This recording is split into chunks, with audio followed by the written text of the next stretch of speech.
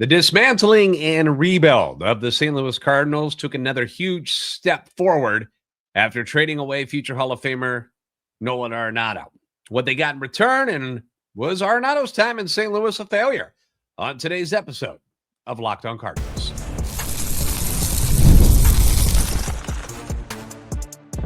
You are Locked On Cardinals, your daily St. Louis Cardinals podcast, part of the Locked On Podcast Network. Your team every day. Hey there, Cardinals fans. I'm JD Hafron, a former national radio sports anchor, born and raised in St. Louis, and a lifetime Cardinals fan. Welcome to another episode of Locked On Cardinals, part of the Locked On Podcast Network, now the #1 sports podcast network. Thank you to our everydayers for continuing to be here with us. For those of you who are new, welcome in. Hope you enjoy the content. This is a show that serves Cardinal Nation and gives you all the info about the birds on the bat. Today's episode brought to you by FanDuel. The division round is here, and FanDuel is officially in playoff mode, so visit FanDuel, an official sportsbook partner of the NFL, and grab your Profit Boost pack every NFL playoff game day. So today's show, which is like the third show I've done, we are looking at the trade of Nolan Arenado to the Arizona Diamondbacks and how the 5 years that he was with the team in St. Louis, how's it going to be remembered in Cardinals history? So let's start with the trade aspect of this first. Per the Cardinals, the team announced that they have completed a trade with Arizona, acquiring minor league right-hander Jack Martinez, right-handed pitcher Jack Martinez, in exchange for third baseman Nolan Arenado. In a statement, President of Baseball Operations Chaim Bloom said, "We are grateful for Nolan's 5 years as a Cardinal on and off the field, for his drive, his competitiveness, and for all of the memories he gave us. We wish Nolan and his family the very best as he continues with the next chapter of his great career. As we continue to move forward, we are pleased to add another intriguing pitching prospect to our organization and excited for the opportunity this move creates for a number of our players to step up and further establish themselves at the big league level." So who is Jack Martinez, you ask? Well, the statement continues saying that Martinez, who is 22 years old, was the Diamondbacks' 8th-round selection in the 2025 MLB draft out of Arizona State. 6'4", 215, also pitched collegiately at Trinity University in Texas and the University of Louisiana at Lafayette. Was 6-4 with a 5.47 ERA in 15 starts for the Sun Devils in 2025, striking out 110 batters over 77 and a third innings pitched. He is a native of Corpus Christi, Texas, was a combined 20-8 with a 4.76 ERA in 75 career games. 28 of those were starts as a collegian. He will be making his professional debut in 2026 with the Cardinals. Scouting report at Baseball America says he sits at 93-95 as a starter, touching 97 miles per hour, although multiple places have said that he has struggled throwing strikes with his fastball. Has shown better feel for spotting a low 80 slider and his 78 to 82 mile per hour changeup. Also pointed out that he had an impressive 32.3% strikeout rate and a less impressive 9.7% walk rate. Martinez could be a back-end starter in pro ball if his control improves, but he's more likely to profile as a pro reliever. Martinez did not rank in the Diamondbacks' top 30 for 2026 and was not considered among the next 10 to 15 best pitching prospects in the organization. So this is kind of what we expected, to be honest with you. I know we say the name Nolan Arenado, we think about all the great things that he has done in his career, both in a Rockies uniform and a Cardinals uniform, and you would think that you would get a whole lot more for somebody with his resume, but not to be. Didn't think it was going to happen. Expected it to be like this, low-level prospect in return, and the Cardinals were going to eat a ton of money, and that's exactly what happened. He does have upside for sure, but early expectations don't say, hey, Cardinals just got their hands on a blue chip prospect. You know, we knew any players coming back for Nolan were going to be kind of like this, where they're kind of lottery tickets. And in this particular trade, it's one dude. They only got one guy in return. Doesn't mean Martinez can't thrive and be better than he was in college or outperform his 8th round draft status. Tarek Skubal, Arguably the best pitcher in baseball was taken in the 9th round in 2018. So it can happen. He's got a nice fastball, obviously. The changeup has been talked about a lot. It's a pretty good one. So things to build on. Things can happen. So we'll just have to wait and see. 22 years old right now, developing, moving up through the system quicker than a high school kid isn't out of the realm of possibilities. So we'll have to monitor this. But the main reason this deal is reality now is that this was all about moving on for both the organization and Arenado. Turning the page, finding somewhere he wanted to go so that the Cardinals could turn their attention now to trading Brendan Donovan, which is probably next on the docket, and building their infield for the immediate future. 15 months. 15 months. These trade talks have been going on. Everyone was done with it. I mean, aren't you sick of hearing about it and talking about it? I know I've been. I've been over this conversation for quite some time. But it is what it was for the longest period of time. I never thought Arenado was getting traded last year during the season. I've always said that I thought Nolan Arenado seemed like a guy that once the season starts, he's not screwing around with that stuff and would revisit things in the offseason. But now everyone goes their separate ways. No feeling should be hurt on either side. The Cardinals' pocket is quite a bit lighter after forking over $31 million of the $42 million left on the deal. I will always wonder what the Houston deal was and if it was better for the Cardinals right before the 2025 season started. But this is the reality of being saddled with an aging player who has a significant salary in a mid-sized market and is on a team that is going younger and rebuilding. Everybody knows that's what you're doing. So why would they help you get rid of somebody? From what the reports say, they are now eating $59 million in salary. If you count Arenado, who's getting $31 million, Sonny Gray's getting $20 million, Wilson Contreras, $8 million to go away. There are deferrals. The Colorado money is involved as well in all of this, but it's still a hefty portion of money. And when I pointed this out on X, I wasn't whining or complaining that they were doing it. I was just pointing it out. Like mathematically, that's what it equals to, $59 million. And they are saving money in the long run as well.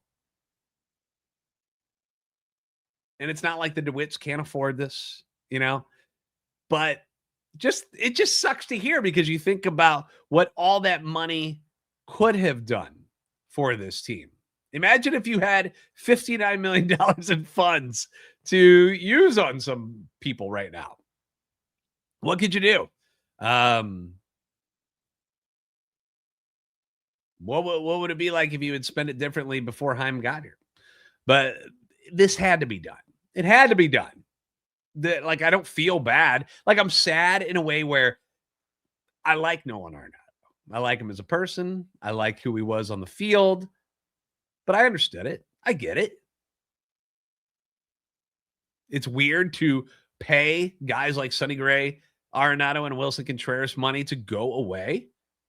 But it's part of almost like the healing process of this organization right now, where they had to strip it down, get everything out of here so they can start rebuilding again with new materials. You just knew you were going to have to take these financial lumps to move forward with the long-term plan and goals. And for those of you who are saying that, hey, this is what Chaim Bloom does. He comes in and destroys everything. No, this is not Chaim Bloom's fault. He's just taking the necessary steps to fix things. He's getting stuff done. I want to say a different SH word, but he's getting things done. This is the previous regime's fault for not developing a better farm system that could continue to churn out players to help surround aging star players. Like, that's where things got screwed up. It's not. Chaim Bloom's just cleaning up the mess right now and trying to push them forward into a better spot. There's a lot of things that went wrong. And I'm not saying I'm blaming John Mozeliak for everything, but a lot of things went wrong. None of their pitchers panned out the way they thought. Dylan Carlson was a complete bust. He was supposed to be the next star, right? Didn't happen. They traded away Tyler O'Neill and Harrison Bader. Lars Nootbaar got to stick around. Hasn't worked out the way they thought it would. Nolan Gorman and Jordan Walker have not produced the way they thought they would up to this point of their careers. I mean, it's been a mess for a few years now. There's been a lot of mistakes, a lot of bad trades, a lot of bad decision-making. And that's how you get to this point. I mean, you can drive yourself insane thinking about the what ifs, which I'll get to a little bit later. We're not going to ignore it.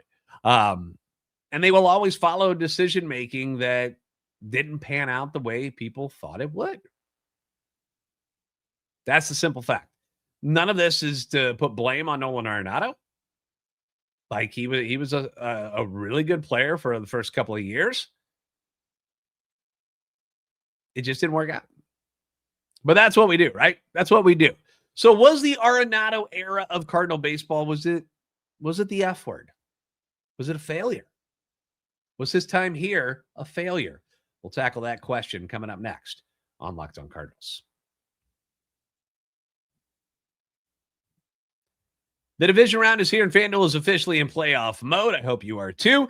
Every game day during the NFL playoffs, FanDuel is giving customers even more ways to get in on the action because right now, every NFL playoff game day, FanDuel users are going to get what we call the Profit Boost Pack. It's going to be waiting for you inside the app. So each game day, you wake up, pop open the app, you'll see this pack loaded with multiple Profit Boosts. You can apply those to the bets that you like the most. Saturday's game, Bills at the Broncos. I like the Broncos in that one. Can't believe Josh Allen survived the game against Jacksonville this past weekend. 49ers at the Seahawks. That Seahawks defense is no joke. I'll take Seattle on that one. Sunday, Texans at the Patriots. Texans offense is not great. Their defense amazing, but Drake May is playing like an MVP. Rams at the Bears. I'm going Rams because I will never root for anything Chicago. Open your Profit Boost Pack first thing on game day. See what boost you want to apply. It'll make every play just feel bigger, and the boosts make your bets feel that way too. You'll make your picks and apply those Profit Boosts to go after even bigger payouts while the playoffs are rolling. So visit FanDuel, the official sportsbook partner of the NFL, and grab your Profit Boost Pack every NFL playoff game day.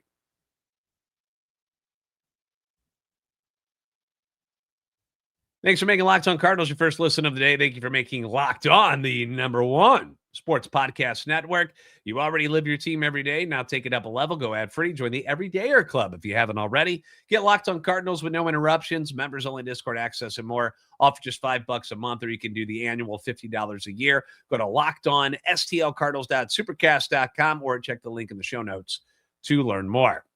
All right, so let's take a step back real quick. Excuse me. And let's look back at Nolan Arenado's time in St. Louis. You know, the reason he left Colorado in the first place was he wanted to compete for championships. He saw that the Cardinals were a very stable organization. Thought he would like to be a part of that. Didn't think the people in charge in Colorado at the time were going to get the Rockies there. And so far, he's been absolutely right. They haven't come close to sniffing 500 since his departure. And when the Cardinals landed him, I mean, it felt like the world was our oyster, right? Somehow the Cardinals gave up a group of meh type of prospects. Austin Gomber was like the biggest piece. And they got money from Colorado to take Nolan Arenado in his contract. You would sign him for that deal every single time. He was 30 years old when he came over. You knew that these final years, eventually he would slow down. I don't think we expected it to happen quite as quickly, but eventually he would slow down. You knew that. And the year before COVID, his last full year in Colorado, dude went crazy. 315, 41 dongs, 118 ribbies, won another Gold Glove. Ho hum. And now the Cardinals are getting this guy? Holy crap.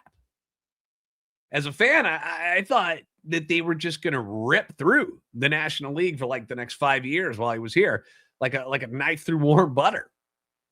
You get arguably the best third baseman in the game to join one of the best first basemen in the game and his friend in Paul Goldschmidt. Tommy Edman doing his thing at second base. We all love Tommy. You got the speedsters and O'Neill and Bader out in the outfield. You had the up-and-coming Carlson at the time. That was going to be your trio of outfielders.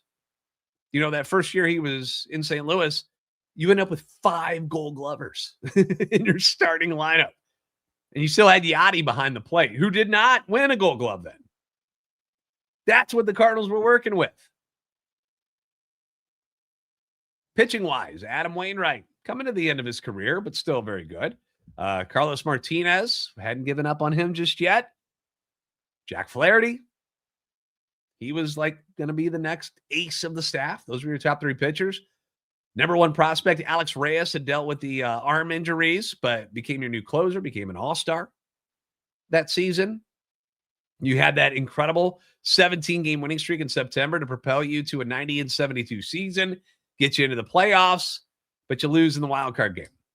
When it was a one-and-done situation, Chris Taylor hits the walk-off against Reyes. It's the last time we see Reyes in a Cardinal uniform. They fire Mike Schilt. They promote Ali Marmol to manager, but you still got this great core still together. And you bring back Albert Pujols in the offseason. All right, here we go. But despite huge seasons from both Paul Goldschmidt, who won the MVP, and Arenado, who finished 3rd, it was Albert Pujols' chase for 700 home runs that reinvigorated the team. After going 11-13 in July, they end up going 22-7 in August, 43-25 in the second half. They make the playoffs. They're favored. They get home games. They end up trading young right-hander Johan Oviedo to the Pirates for Jose Quintana. They also move Harrison Bader for Jordan Montgomery, which was not something that I think a lot of us saw on the radar, but it happened. But they needed help in their rotation. Their pitching was in a bad spot. Both of these acquisitions proved to be very, very good. These were solid moves. They worked. Montgomery and Quintana were great for the Cardinals after coming over. Playoffs arrive. They host the Phillies. And what happens? They have the lead going into the 9th, and they blow the lead in Game 1. Get shut out in Game 2. Close the book on Yachty, Pujols, Wainwright. That chapter of Cardinals baseball goes out with a whimper. And it was a very successful chapter, but not the way we envisioned it. Watching them walk off the field together in the regular season was sad, but at the same time, you're like, ooh, playoffs are coming up. One final run with these guys, right? Cardinals can do it. It's meant to be. No, it wasn't. It didn't happen. Wainwright would return in 2023 so he could reach 200 wins, but, he wasn't the same guy.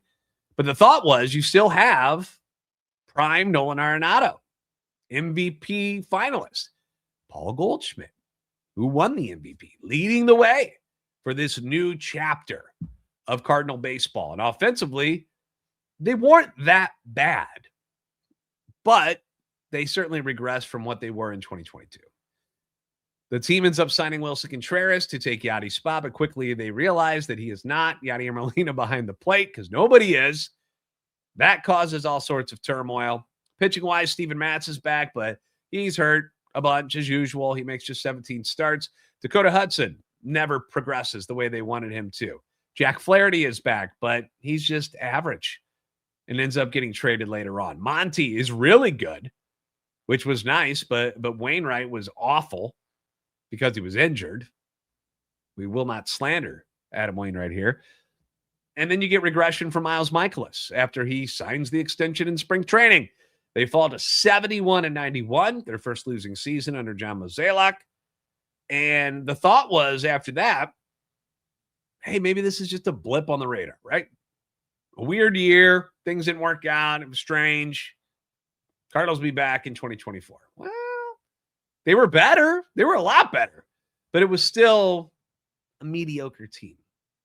You dealt with injuries to Wilson Contreras, who had the broken arm after JD Martinez hit him with the bat. Tommy Edman is out all season while with the Cardinals with that wrist injury that was worse than anticipated in the offseason. They signed Sonny Gray in the offseason, but they don't follow it up with any big-name starters to help the pitching staff. They bring in Lance Lynn and Kyle Gibson, who did fine, but they needed more. They finished 83-79. They missed the playoffs again, and two of the big reasons why 2024 didn't go any better was not because really the pitching staff was all that bad, but you had more regression from both Nolan Arenado and Paul Goldschmidt, who dropped to basically league average hitters in 2024. And you're paying both of them a ton of money. Top 5 players at their position type of money. And they give you average production back. OPS plus 102 and 100. Uh-oh. We're in trouble now. And then Nolan Gorman and Jordan Walker, who had really nice seasons in 2023, they go backwards. Uh-oh. They trade Tommy Edman to get Eric Fetty. That didn't work. Miles Michaelis gets even worse. They've got no top-of-the-line pitching prospects coming up to take over for Lance Lynn and Kyle Gibson after their one-year deals are done. Now we're really screwed. We don't really have much of a farm system to help us out. We got the top prospects going in the wrong direction. We got our 2 stars going in the wrong direction. Now we're really in trouble. 2025, the team realizes this. They realize that this chapter of Cardinal baseball is DOA, dead on arrival. They move on from Goldie, which was smart. They try to trade Arenado, Sonny, Wilson in the offseason. They don't want to leave. Nato vetoes the deal to Houston. And you're kind of stuck. You can't rebuild. You can't tear down. You're just stuck in this purgatory for John Mozeliak's last season in charge. We're not going up. We're not going down. We're just floating along. It really was. 2025 was really a waste of a year. It was a waste of a year to get a chance to reboot this thing because the guys with no trade clauses wouldn't get the hell out of the way. And I'm sorry. They should have done what was best for the organization as well as themselves coming into the season, but they didn't want to. I don't know if Mozeliak didn't explain it to him very well. I don't know what happened. I don't know why they didn't want to go, but they didn't.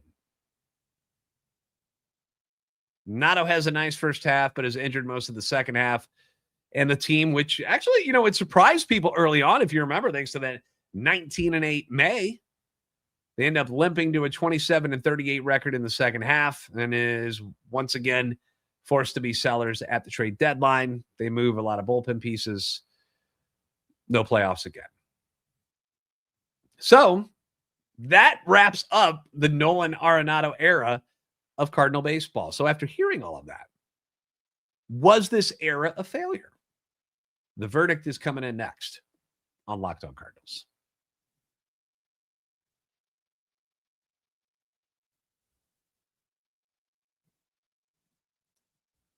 Thank you for making Locked On Cardinals your first listen of the day, and thank you for making Locked On the #1 sports podcast network. In Nolan Arenado's 5 seasons with the team, they went 415 and 395. 20 games over 500 in the regular season. That's good. They finish above 500 3 times. They go to the playoffs twice. But where it really matters is right here. 0-3 in the playoffs. 0-3 in those games. Despite getting 3 really good seasons out of Nolan Arenado, out of the 5, they never won squat in the playoffs. And therefore, if I had a gavel, I would hammer it right now. Therefore, the verdict is in. And in my opinion, this 5-year Nolan Arenado time in St. Louis has to be deemed a failure. Now, before you start screaming at me, I'm not saying Nolan Arenado was a failure, because I'm not at all. This is not Nolan Arenado's fault. It sucks that he began to regress quicker than we thought he would. Okay? But that was the risk you took when you take on a 30-year-old player. He wasn't a failure. Nolan Arenado wasn't a failure. I think he was fantastic for this team. I think it sucked this last year that he got hurt because I thought he was great. I thought he was doing exactly what I needed him to for this Cardinal baseball team. Do I wish they were able to trade him in the offseason earlier so they could get this show on the road as far as rebooting everything? Yeah. But he wasn't hurting this team. He was playing pretty well to the injuries. So I'm not blaming him.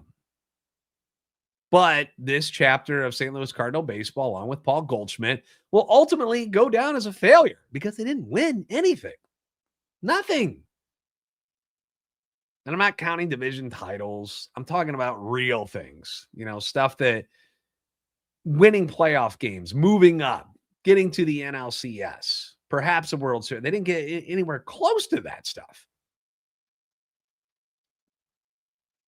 Individual stats be damned. You've got to win in the postseason if you want to be successful. That's what it's all about. It's not about who got MVP trophies, who got gold gloves. Those are great. Those things usually lead to success for the whole team. And in this case, it didn't. Unfortunately, it just didn't happen. It didn't work out. It will always be remembered as kind of the what if era for me. And I know it's 5 years when we say era, like I think that's a longer time, but the 5 years that he was here, what if Alex Reyes hadn't gotten hurt and became the star pitcher that he was supposed to be? What if they never fired Mike Shelton? Fans still are like, what the hell are we doing? Why did this happen? They still think that's why the Cardinals are where they are, because of Mike Shelton. What if Jack Flaherty and Dylan Carlson stayed healthy and lived up to their potential? What if Ryan Helsley hadn't hurt his finger in a meaningless game in Pittsburgh right before the playoffs? That 2022 team was flying at the end there. Had all this momentum coming into that series against Philly, and it all came to that screeching halt at Busch Stadium when Ryan Helsley fell apart in the 9th inning and Ali didn't pull him in time. And the Phillies took advantage and stole the series. I will still remember texting with Connor Thomas from Locked On Phillies that day and him going, yeah, Phils are done. Like, congratulations on your win. I don't see them coming back and winning this series anyway. And then it happened. And then they get shut out in the next game. It was awful. What if they spent more on the pitching staff to go along with Sonny Gray in 2024 after the nightmare that was 2023? What if they brought in one other arm to go along with a Kyle Gibson or a Lance Lynn? What if you never traded Tommy Edman and settled for Eric friggin' Fetty after he had one good half of baseball in his last 4 or 5 years of being a professional pitcher, which included time in Korea? What if they had paid closer attention to the farm system and fixed it before things got this far out of whack? Things that were so good just a few years ago got real bad real quick. And now it's Chaim Bloom, who's had to come in and take a wrecking ball to whatever was left of this crumbling tower of Mo. And as depressing as it is the right thing to do. And I know not all fans agree with it. They're like, why are we paying people to go someplace else? These are the good players. Why are we keeping them and bringing in more good players? This just needed to be done. They weren't winning with Arenado, Willie, and Sonny anyways. They're not going to pay for a couple of players that they would need to upgrade enough to become contenders again. So they're going in a different direction. They're tearing it down. They're blowing it up. And this just had to happen to move forward. They are saving money in the long run. I know people keep bringing that up. Well, yeah, they're paying this right now, but how much are they saving later? They are saving money in the long run. And they're opening up, more importantly, at least to me. They're opening up lanes for other prospects to jump in and run with it. You know, I'm very excited about the future of the Cardinals. I think they're doing the right things and they're doing it the right way. This is the painful part. This is the painful part, having guys that you like and have rooted for being ripped away from you. Brendan Donovan, if he gets traded, that's really going to hurt too, because he does not cost that much money. He's not a burden on the payroll right now, but they're trying to take advantage of the fact that so many people want him. They're trying to maximize what the rest of this organization can be. If you can trade Donovan and get two really good prospects that become superstars for you, you might do that. You might do that. But I'm very excited about the future. I can't wait to see JJ Wetherholt every day. With each one of these kind of deals, it brings him that much closer to the major leagues. I cannot wait. I want to see him. I want to see his attention to detail. I want to see how he turns other people into better players. I've brought this up many times. Everywhere JJ Wetherholt goes, they win. He rises the talent around him. He makes it better. He makes other players better. Everywhere. Go look. College. They were really good because JJ Wetherholt was there. He goes to the minor leagues. Goes to Palm Beach. Boom. All of a sudden, they're really good. Springfield this year. Boom. All of a sudden, they're really good. Won a title this year. Memphis, he wasn't there all that long, but if he had been there all season, I have no doubts he would have made them a superior team. So I'm pumped about that. Whether he's at third or second base, although my dream is to have the double play combo of Winn and Wetherholt up the middle. I think that'd be great. Gorman's going to get his crack at third base, whether you like it or not. Sajacy seems to be the right-handed guy to fill in against lefties at both of those spots. You've also got Jose Fermin. You've traded two of your big right-handed bats away in Willie Arenado. Who's going to pick up the slack on the right side of the plate? Walker. Is this the year that he does it? I know a lot of people don't think so. Ivan Herrera, awesome last year. Got to stay healthy. Can he do it again? Masyn Winn, can he stay healthy? Had the knee issue last year. Was really, really good defensively, obviously, with the Gold Glove. But can the offense take a step up? The only right-handed hitting outfielder on the 40-man right now is Walker and Joshua Baez, who's never even played a AAA yet. So that seems like a hole that could use a little attention. But maybe they're going to teach Sajacy or Fermin to be an outfielder. Maybe Herrera starts playing outfield more if the catching thing doesn't work out. Still a lot of questions to be answered, that's for sure. But the hard part is done because you got the big money, you got it moved. You had to eat a lot, but it's what was best to move forward. On to the next phase.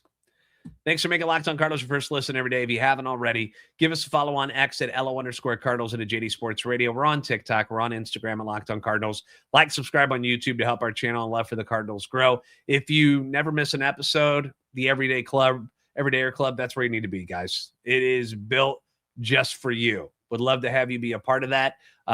Get Locked On Cardinals ad-free, plus members-only Discord access and more. Head to LockedOnSTLCardinals.supercast.com to join the club. For those of you on video, we're going to send you to the first ever 24/7 national Locked On Podcast Network YouTube channel. On audio, make sure your second listen is Locked On MLB. Had a nice discussion with Sully and Danon from Locked On Diamondbacks. I posted that episode for us on Locked On Cardinals, but it's stuff like that. It happens on Locked On MLB with Sully. So go check him out. He's always got some interesting takes on things. So you're the best fans of baseball for a reason. I know it's hard. I'll see you next time on Locked On Cardinals.